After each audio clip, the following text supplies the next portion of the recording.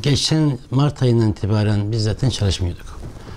Mart ayından itibaren çalışmaya başlayınca bizde sıkıntımız şu oldu.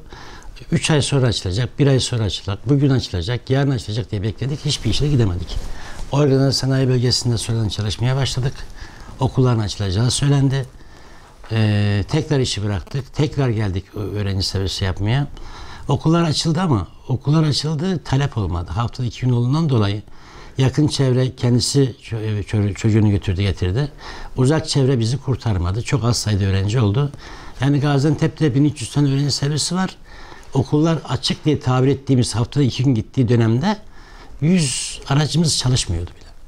Yani o kadar talep azdı. Talep yoktu. Şu anda kapanması da yani bizi biraz daha zora soktu. Ya. Bir umudumuz vardı. Belki çalışır, para kazanırız diye düşünüyorduk. Ama maalesef olmadı. Buradaki yine biz biraz belki bir nebze şanslıyız. Bizim organize sanayi bölgemiz var. Az da olsa yağlı yavan bir ekmek eve götürebiliyoruz ama sıkıntımız büyük. Para kazanamıyoruz. Yani geçimimizi sağlayamıyoruz. Bankalara olan kredilerimiz, borçlarımız ödenmekte zorluk yaşıyoruz. Yoksa biz vekillerimize, CİMER'e, BİMER'e, sosyal medyaya, gazeteye açıklama yapmaktan artık zaten bıktık, usandık. Yani umudumuz da kesildi. İnanın seneye bu gidecek, zaten okul açılacağını zannetmiyorum. Okul açılsa bile Şubat ayında açılacaktır. Yine haftada 2 gün olacaktır. Bu sezon bizim için yine bitti. Biz bu sezonun pek bir beklentimiz de kalmadı. Yani sosyal medyada olsun, buraya gelen esnaflarımız olsun, geçimlerini, durumlarını anlatıyorlar. Gerçekten zor durumdalar. Bizim bir kısmımız taksicilik yapıyor şu anda. Bir kısmı halk otobüsünde çalışıyor esnafımızın. Bir kısmı organize sanayiye çalışıyor. Bir kısmı köyde yevmiyecilik yapıyor. Bize verilen organizede bizim aldığımız ücretler bir işçinin yevmiyesi bile değil. Bize kalan rakam. Yani adam arabasız gitse yevmiyecilik yapsa ondan daha çok para kazanacak. Ama ona rağmen biz yine devam ediyoruz, çalışıyoruz. Dediğim gibi bu yılda pek bir şey beklemiyoruz. Ya sağlık deyince bir şey diyemiyoruz ama bunları yaparken de mağdur olan kesime düşünmek gerekiyor. Yani ben bu okulları kapattım. Burada kantinci var, servisçi var, ne bileyim kırtasiyeci var. Bu meslekleri de biraz daha kollamak gerekiyor. Pozitif ayrımcılık yapmak gerekiyor bu insanlara.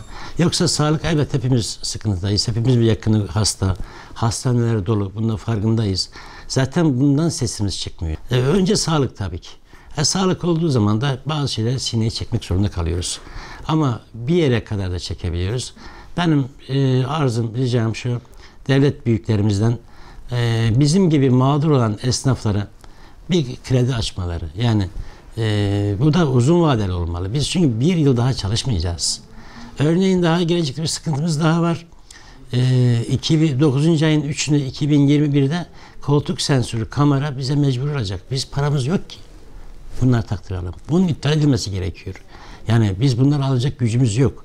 En büyük sıkıntımız da şu, biz belediyeden büyük güzergah izin belgesi alıyoruz. Tamam, sağ olsun Büyükşehir Belediye Başkanımızdan ücret talep etmedi ama aracımızın sigortası yok, muayenesi yok, mertebesi geçti. Bunları yaptıramadığımız için izin belgesi alamıyoruz. Yani bize 4-5 bin lira para gerekiyor bunu alabilmemiz için. Yine bu konuda bize bir defaya mahsus mudur artık, ne olur, ertelenmek talep ediyoruz. Yani bunlar en azından borcu yoktur diye gözüksün, borcumuz yine olsun, silinmesin. Biz bunu para kazanınca diyelim. Ama şu an çoğu esnafım muayene yaptıramıyor aracına. Neden? MTV borcu var diye. Sigortası yok diye. Muayenesi yok diye muayenesini yaptıramıyor. Ve muayenesi aracı bilmek durumunda kalacak. Yarın bu araçlar bağlanmaya başlayacak. Bir mağduriyet de buradan çıkacak. Yani tamam, Büyükşehir Belediye'miz bizden ücret almıyor ama bunu almamız için maliye de borcumuz olmaması gerekiyor. Bununla bir önlem alması gerektiğini düşünüyorum. Bunu lütfen değerlendirsin yetkililer yani. İşte borç aldık sağdan soldan, kredi kullandık, kredi kartlarından geçindik. Hep umudumuz bugünlerdi. Yani işte okullar açıldı, artık biz para kazanmaya başlarız düşünüyorduk. Söz verdik insanlara, okullar için paranızı öderiz diye. Şimdi yine mağdur olduk. Yine bizim, yani burada anlatmak istediğim şu. Şimdi diğer sektörler evet bundan etkilendi. Yani dolmuşçusu, taksicisi, ne bileyim normal esnaf evet etkilendi. Onların kazançları düştü. Fakat bizimki bitti. Bu farkı anlatmak lazım Cumhurbaşkanımıza. Yani okul kapalı olduğu için biz servisten başka bir gelirimiz yok. Biz sadece öğrenci servis taşımacılığı yapıyoruz. Okul kapalı olduğu için biz mağduruz. Yani dolmuşçu 100 kişi taşımazsa 50 kişi taşır. Yani evine bir ekmek götürür. Ne bileyim taksici 10 şey yapmaz 5 iş yapar. Kırtasiyeci yine keza %10 satış yapar, evine bir ekmek götürür. Ama bu şu anda bizim en mağdur olan kesim biziz. Bizden sonra kantinciler, çünkü kantinci de bizden az mağdur şundan dolayı. Onun da kirası işlemiyor, vergisi işlemiyor, bilmem ne yapmıyor. Ama bizim MTV'miz çalışıyor, vergimiz çalışıyor, sigortamız çalışıyor ve araç modelimiz de bitiyor. Örneğin biz gelecek dönemde bir yılımız bizim gitti. Biz 12 yaş sınırı var bizim servislerde. 13 yaşına kadar çalışamıyor. Bizim bir yılımız bedavadan gitti. Bir yıl sigortamız bedavadan gitti. Bir yıl MTV'miz bedavadan gitti. Biz bunların karşılığını almadık. Yani boşu boşuna vergi verdik. Boşu boşuna sigorta yaptırdık. Şu an yine okullar açılıyor diye tüm masrafları yaptık. İşte 100-150 araç izin belgesi talep etti. Belki çalışırım diye. Onun haricinde gerisini talep edemedi. Ha burada iki neden vardı. Bir tanesi adamın borcu vardı, ödeyemedi, izin belgesi alamadı. Bir tanesi de iş olmadan dolayı kaynaklandı. Yani bizim asıl mağduriyetimiz bu. Yani bu pandeminin en çok mağdur ettiği kesim biziz. Öğrenci servisleri. Okul olmayınca bizim hiçbir gelirimiz yok. Bizim aracımız şehir dışına gitmez. Yani D2'li araç değil. Biz buradan ilçeye dahi yolcu taşıyamayız. Öğrenci servisinde başka S plak olduğundan dolayı başka yere gidemeyiz. Şimdi bekliyoruz. İnşallah önümüzdeki süreçte ne getirir bilmiyoruz ama inşallah yılbaşında bu okullar açılır. Yine biz devam ederiz.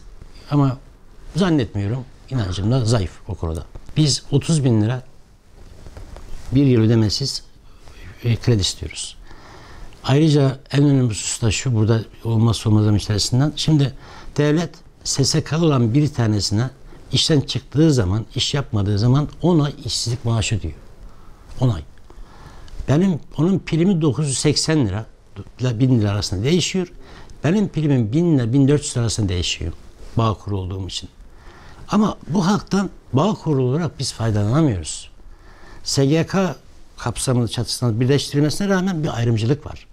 Bu Sosyal Güvenlik Kurumu'ndaki Bağkurlu ve sigortalılarla ilgili ayrımcılığın kaldırılması gerekiyor. Şu anda benim işim krize girdi. Bana 10 ay işsizlik maaşı verseler benden rahat kimse yok. Bir sıkıntım olmayacak. Yani ben sadaka istemiyorum, bağış istemiyorum, hayır istemiyorum. Devletin verdiği bir hakkı istiyorum. Bağkur'ya da verilsin bu hak. Yani ben 1400 lira, 1200 lira sigorta her ay Bağkur primi ödüyorum. Karşılığında bir şey alamıyorum. Bizim istediğimiz bu haktan biz faydalanalım. İşsizlik maaşından faydalanalım. Aynı zamanda sağlıktan da faydalanmış olalım. Aynı SSK'da olduğu gibi. Aslında çok bir şey değil dediğim benim. Yani kendi hakkımız olan bir şey istiyoruz. Bize bunu yapsalar daha yeter. Yani biz elimizde bizim 1500-2000 lira işsizlik maaşı geçse ya biz yağlı yavan geçiniriz. Yani biz çok yüksek parada geçinen insanlar değiliz. Biz şu an küçük esnafız. Bu rakamlar bize yeter. Lütfen bunu rica ediyorum. SSK ile Bağkur arasındaki bu farklılığı giderilsin. Bize de işsizlik maaşlarında bir ödenek yapılsın.